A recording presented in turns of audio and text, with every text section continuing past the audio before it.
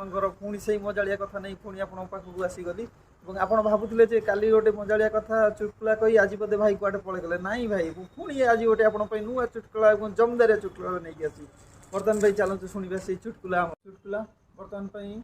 बाप आ झी भर झीटा हूँ भारी हुंडी बाप हूँ दिन मजुरिया बाप कौन कर सका जे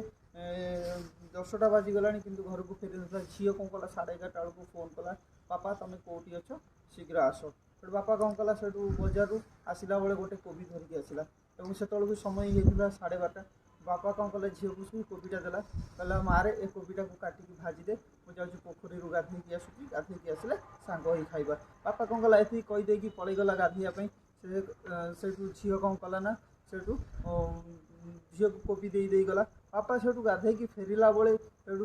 गाधे आसी जो मागिला झील को खायापी झील कौन कला ना बापा बाढ़ी देला खाया पखाड़ भात सहित आलू चटणी बापा पचारा झील से कोबीटा को कौन कलु